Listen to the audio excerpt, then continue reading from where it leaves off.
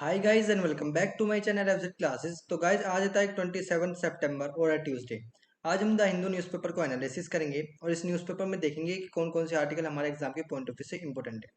और अगर गाइस आपको इस पेपर का पीडीएफ चाहिए तो आप मेरा टेलीग्राम चैनल भी ज्वाइन कर सकते हैं, एफजेड क्लासेस हिंदू पीडीएफ, और उसका लिंक मैं डिस्क्रिप्शन में डाल दूंगा। तो चलिए बिना टाइम वेस्ट करे वीडियो को शुरू कर लेते हैं। सबसे पहला आर्टिकल जो हमारे एग्जाम के पॉइंट ऑफ व्यू से इंपॉर्टेंट है वो सिटी की न्यूज़ में दिया गया है, थर्ड पेज पर। अभी क्या हुआ है, डेंगू फैल रहा है। तो 129 डेंगू केसेस देखने को मिले हैं सिटी में लास्ट वीक में। अब इस आर्टिकल में हमारे लिए क्या इंपॉर्टेंट है, डेंगू।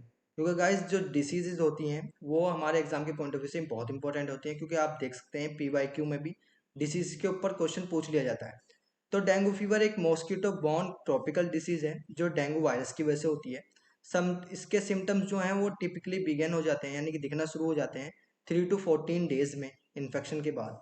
इसके अंदर आपको फीवर, हेडेक हो सकता है, वॉमिटिंग हो सकती है, मसल्स एंड जॉइंट पेन हो सकता है, और स्किन में इचिंग हो सकती है और स्किन रस सी पड़ सकती है।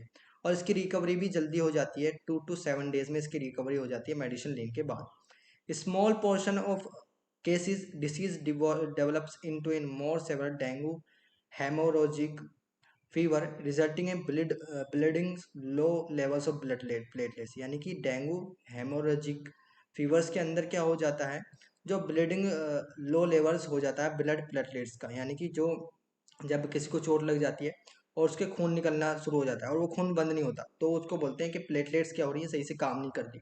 तो प्लेटलेट्स का कम लेवल हो जाता है एंड ब्लड प्लाज्मा लीकेज हो जाता है। और dengue shock syndrome where dangerously low blood pressure हो जाता है, जिसके अंदर डेंगू शॉक सिंड्रोम के अंदर लो ब्लड प्रेशर हो जाता है। डेंगू एक स्प्रेड होता है several species of female mosquito, एक फीमेल मॉस्किटो के द्वारा ये फैलता है जो एडिस जेनस से बिलोंग करती है, जिनका नाम है एडिस एजिप्टी। आपको याद रखना है, क्वेश्चन पेपर में एज इट इज ऐसी क्वेश्चन आया गया था कि डेंगू किस चीज़ से पूछा गया फैलता है, तो इसका आंसर था एडिस एजिप्टी। वायरस के 5 सेरोटाइप्स हैं। Infection with one type usually giving life long immunity to that types, यानी कि एक बार इन्फेक्शन हो जाता है वो दोबारा नहीं होता, उससे इम्यूनिटी और बढ़ जाती है। लेकिन शॉर्ट टर्म इम्यूनिटी वो होती है, यानी कि शॉर्ट टर्म इम्यूनिटी बढ़ जाती है। Subsequent infection within different types increase the risk of several complications. A number of tests are available to confirm the diagnosis, including detecting antibiotic to the virus to or its RNA. बहुत सारे diagnosis के, treatment के इसके क्या है, number of test हैं जिन्हें आप करा सकते हैं, और फिर वो एंटीबायोटिक से वो क्या हो जाता है, ठीक हो जाता है। एक वैक्सीन लाई गई है डेंगू फीवर के लिए, हैज़ बीन अप्रूव्ड की गई है उसको कमर्शियली नंबर ऑफ कंट्रीज में। एज ऑफ 2018 में vaccine is only recommended individual who have been previously infected. सिर्फ 2018 में बताया गया था कि वैक्सीन सिर्फ वही लगवा सकता है जो पहले क्या हो, डेंगू से इन्फेक्ट हो, और in population with in higher rate of prior infection by age 9। Other method of prevention including reducing mosquito habitat. Other methods क्या है इसका प्रिवेंट करने के लिए, एक तो हाइजेन हो, यानी कि सैनिटेशन अच्छा हो, मॉस्किटो को कम किया जाए, and limiting exposures two bytes, यानी कि उनसे बचा जाए। This may be done by the getting rid of covering standing waters and wearing clothes that covers much of the body। और ये क्या है कि एक तो पानी से दूर रहें, गंदे पानी से, दूसरा पूरे कपड़े पहने, मतलब wearing clothes that covers much of the body, ऐसे कपड़े पहने जो पूरी पूरी बॉडी को क्या कर दे, कवर कर दे, जिससे वो काट ना पाए। यही क्या है, इसके प्रिवेंशन है। Treatment of an acute dengue is supportive and includes giving fluid neither by mouth or intravenously for mild or moderate disease. For more severe cases, blood transfusions may be required. Paracetamol आप इसमें खा सकते हैं, वो medicine है, is recommended instead of a non steroidal anti inflammatory drugs, NSD को ना लें, जबकि पैरासीटामोल ले सकते हैं फीवर के लिए, फीवर कम करने के लिए।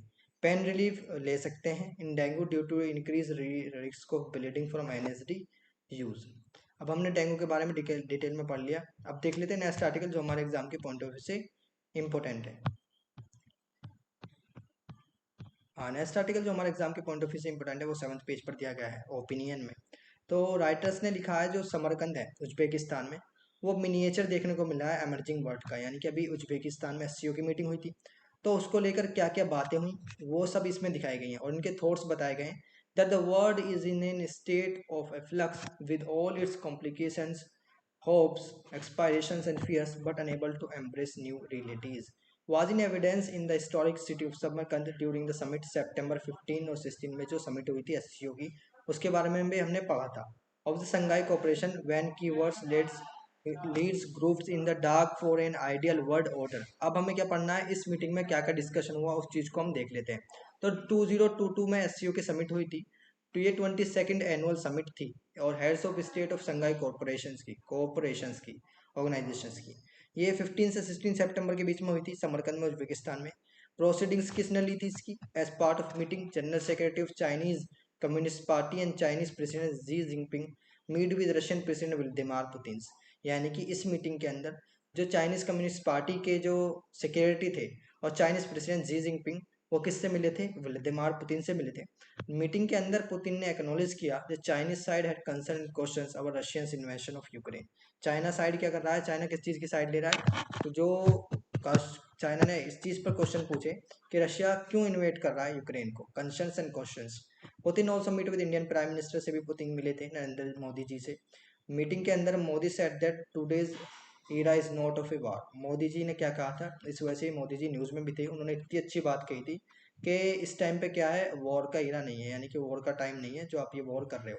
Prime minister of India Narendra Modi held a meeting with the president of Russia but did not hold any talks with China and Pakistan. उन्होंने प्रेसिडेंट ऑफ रशिया से बात की थी व्लादिमीर पुतिन से, लेकिन उन्होंने चाइना और पाकिस्तान से कोई बात नहीं की।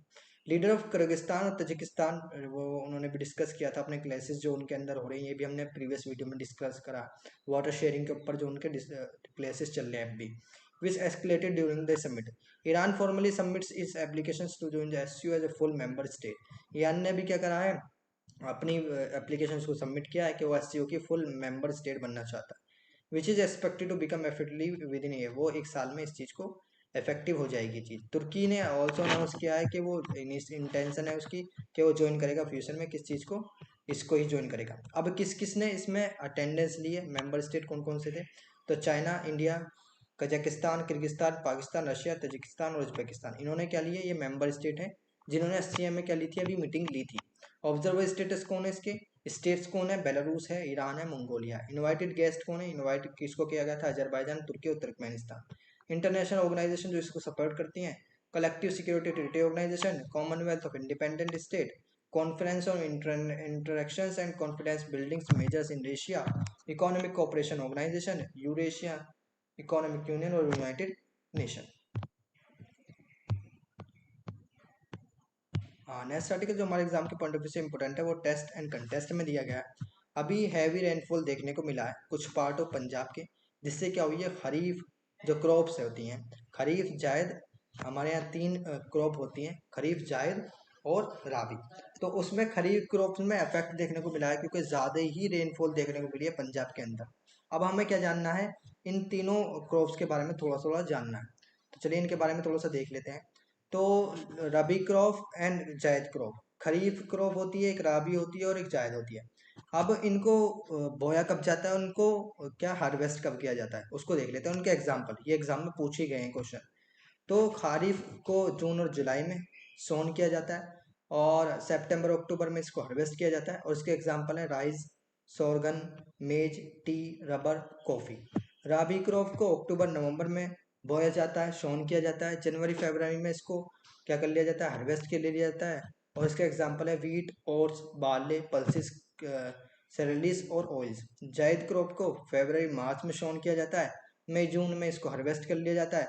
और इसके एग्जाम्पल है कुकुम्बर, पंपकिन, बिटर गार्ड और वाटरमेलन। और एग्जाम्पल ही क्वेश्चन में क्या हुए थे, पूछे गए थे। पीवाईक्यू में क्वेश्चन जो आया था वो एग्जाम्पल के ऊपर ही आया था कि रबी के एग्जाम्पल क्या है, राबी के एग्जाम्पल क्या है, वीट, ओट्स, बार्ले, पल्सिस, ये सब एग्जाम्पल दिए गए थे। उसमें बताना था कि राबी के इसमें से क्या है एग्जाम्पल, कौन कौन सी फसल राबी के अंदर आती है।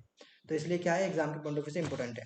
अब इससे नेक्स्ट आर्टिकल जो हमारे एग्जाम के पॉइंट ऑफ व्यू से इंपॉर्टेंट है वो इसी पेज पर दिया गया है, a push for the semiconductor industries. ये आर्टिकल इस साल बहुत ही न्यूज़ में है। तो आज हम सेमीकंडक्टर के बारे में पूरा जान लेंगे और सेमीकंडक्टर को लेकर गवर्नमेंट के इंसेंटिव्स क्या हैं। अभी रिसेंटली एक और इंसेंटिव दिया उसके बारे में भी देखेंगे। और क्या इंडस्ट्री जो है सेमीकंडक्टर वो क्या फेलियर और डिफिकल्टी फेस कर रही है इंडिया के अंदर। तो पहले सेमीकंडक्टर देख लेते हैं। सेमीकंडक्टर एक मटेरियल है इलेक्ट्रिकल कंडक्टिविटी का, यानी कि उससे भी इलेक्ट्रिकल कंडक्टिविटी होती है। एक मटेरियल है जिससे इलेक्ट्रॉन मतलब इलेक्ट्रिसिटी फ्लो कर सकती है। Value falling between that of conductor, यानी कि इसकी वैल्यू जो इलेक्ट्रिसिटी फ्लो करने का रेट है वो कंडक्टर से थोड़ा कम होता है। मेटेलिक जैसे कंडक्टर क्या होता है, मेटेलिक के ऊपर। एंड इंसुलेटर, और इंसुलेटर से थोड़ा सा ज़्यादा होता है, यानी कि ये बीच की चीज़ है जिसमें करंट थोड़ा अच्छा फ्लो होता है लेकिन कंडक्टर से कम अच्छा, और बुरा भी इतना फ्लो नहीं होता कि इंसुलेटर जैसा, इंसुलेटर में से कुछ फ्लो ही नहीं होता जैसे glass. Its relativity is resistivity falls as its temperature rise.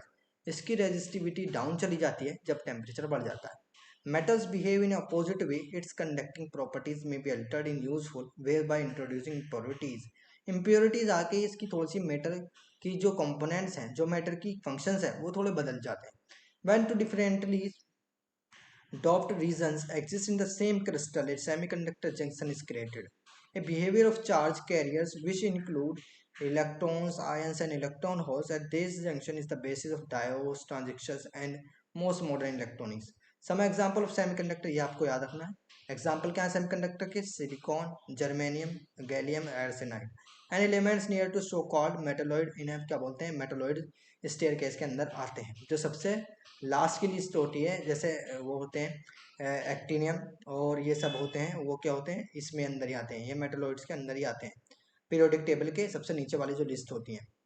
After silicon gallium arsenide is the second most common semiconductor है। सिलिकॉन के बाद गैलियम आर्सेनाइड क्या है? सेकंड मोस्ट कॉमन सेमीकंडक्टर है, जो यूज में आता है लेजर डायोड्स के, सोलर सेल्स में, microwave microwave frequency integrated circuits में एंड अदर्स में। सिलिकॉन एक क्रिटिकल एलिमेंट है फैब्रिकेटिंग, और मोस्ट इलेक्ट्रॉनिक सर्किट में सिलिकॉन को यूज किया जाता है। अब कौन कौन से इनिशिएटिव जो गवर्नमेंट ने चलाए सिलिकॉन को लेकर? तो अभी रिसेंटली एक इनिशिएटिव चलाया है जिसके अंदर गवर्नमेंट क्या देगी? 76,000 करोड़ रुपए देगी। किस चीज़ को? गवर्नमेंट किसको? सेमीकंडक्टर इंडस्ट्री को। तो गवर्नमेंट ऑन वेनसडे, यानी कि अभी पिछले वेनसडे में क्या किया है गवर्नमेंट ने? ट्वीट किया है कि वो 76,000 करोड़ रुपए इंसेंटिव्स देगी scheme for semiconductor and display manufacturing unit, यानी कि जितनी भी आप मैन्युफैक्चरिंग यूनिट्स पर बढ़ाओगे उतने आपको इंसेंटिव मिल जाएगा। और offering to give 50% of the project cost across all category of factories. जितनी भी फैक्ट्री में जो भी प्रोडक्ट बनेगा, जो भी प्रोजेक्ट बनेगा, उसकी 50% कॉस्ट कौन देगी? उसकी 50% कॉस्ट गवर्नमेंट देगी। तो ये क्या है? ये बहुत इंपॉर्टेंट इंसेंटिव है, जिससे क्या होगी? सेमीकंडक्टर इंडस्ट्री थोड़ी बूस्ट देखने को मिल जाएगी। अब देख लेते हैं नेक्स्ट आर्टिकल जो हमारे एग्जाम के पॉइंट ऑफ व्यू से इंपॉर्टेंट है। तो जो हमारे एग्जाम के पॉइंट ऑफ व्यू से इंपॉर्टेंट है, वो हमें क्या पढ़ना है? एक डे के बारे में। तो आज 27 सितंबर को वर्ल्ड टूरिज्म डे बनता है, तो उसको लेकर थोड़ी सी इन्फॉर्मेशन देख लेते हैं। तो वर्ल्ड टूरिज्म डे 1980 से बनना है। United nation world tourism Organisation बनाई गई थी, जिसने सेलिब्रेट किया था World Tourism Day as international observance on सितंबर 27 को इसको बनाया जाएगा। This date was chosen as on that day 1970 में इस डेट को चूज किया गया था। Status of United nation world tourism Organisation को अडॉप्ट किया गया। Adoption of this status is considered a milestone in global tourism, यानी कि जब ये अडॉप्ट किया गया united nation world tourism organization, तो उसी दिन से क्या हुआ? थोड़ा सा ग्लोबल टूरिज्म में माइलस्टोन देखने को मिला, यानी कि प्रोग्रेस देखने को मिला। Purpose of this day is raise awareness. इस डे का पर्पज क्या है? कि हम अवेयरनेस बढ़ाएं किस चीज़ को लेकर के? टूरिज्म का रोल क्या है विद द इंटरनेशनल कम्युनिटी में, और डेमोस्ट्रेटिव हाउ इट अफेक्ट्स, ये किस तरीके से इफेक्ट करता है social, culture, political, economic value world wide में। एट इस 12th session in Istanbul Turkey, जब united nation world tourism organization का 12th सेशन हुआ तुर्की के अंदर अक्टूबर 1997 में, united nation world tourism organization के जनरल असेंबली ने डिसाइड किया कि वो डेजिग्नेट करेंगे एक होस्ट कंट्री हर साल जो ऑर्गेनाइजेशन पार्टी पार्टनर होगा in the celebration of world Tourism day में, एट 15 सेशन बीजिंग में, चाइना में। अब देख लेते हैं नेक्स्ट आर्टिकल जो हमारे एग्जाम के पॉइंट ऑफ व्यू से इंपॉर्टेंट है। नेक्स्ट आर्टिकल जो हमारे एग्जाम के पॉइंट ऑफ व्यू से इंपॉर्टेंट है वो वर्ल्ड पेज पर दिया गया है 13 पे। अभी क्या हुआ है? हरिकेन्स देखने को मिले हैं फ्लोरिडा में। फ्लोरिडा में स्ट्रॉन्ग पाथ पर क्या हुआ है? अभी हरिकेन्स देखने को मिले हैं। तो इस आर्टिकल में हमारे लिए क्या इंपॉर्टेंट है? हरिकेन्स, और कौन कौन सी जगह, यानी कि अटलांटिक में, इंडियन ओशियन में और पैसिफिक ओशियन में कौन कौन से हरिकेन्स, ये तूफान वगैरह आते हैं, उन सबको हमें देखना है। तो अगर हम बात करें तो हरिकेन्स हरिकेन्स आते हैं पैसिफिक ओशन में। पैसिफिक ओशन में क्या आते हैं? हरिकेन्स आते हैं। और हरिकेन्स पैसिफिक ओशन में आ गए। अब अटलांटिक ओशन में आते हैं ट्रॉपिकल साइक्लोन। ट्रॉपिकल साइक्लोन किस में आते हैं? Atlantic ocean. और इंडियन ओशन में क्या आता है? इंडियन ओशन में सिर्फ क्या आते हैं? साइक्लोन। इंडियन ओशन में क्या आते हैं? साइक्लोन। और आपको पैसिफिक ओशन, यहाँ जापान की टाइप आपको देखने को मिलेगा, इनको क्या बोलते हैं? टाइफोन। सब हैं साइक्लोन ही, सब क्या है? साइक्लोन है। लेकिन इन्हें अमेरिका में, साउथ अमेरिका में बोल देते हैं हरिकेन्स, और इन्हें यहाँ पर बोल देते हैं अफ्रीका के पास, इन्हें यहाँ पे भी हरिकेन्स बोल देते हैं, लेकिन इंडियन ओशन में क्या बोलते हैं, इन्हें साइक्लोन्स बोल देते हैं। और अगर हमारे इंडिया की जापान की बात करें तो उन्हें क्या बोल देते हैं, वहाँ पर उन्हें टाइफून बोल देते हैं। अब देख लेते हैं नेक्स्ट आर्टिकल जो हमारे एग्जाम के पॉइंट ऑफ व्यू से इंपॉर्टेंट है। तो गाइज ये आर्टिकल थे जो हमारे एग्जाम के पॉइंट ऑफ व्यू से इंपॉर्टेंट थे। वीडियो अच्छे लगे तो वीडियो को लाइक करें एंड चैनल को सब्सक्राइब करें। मिलते हैं नेक्स्ट वीडियो में, तब तक के लिए थैंक यू, जय Hind and never give up.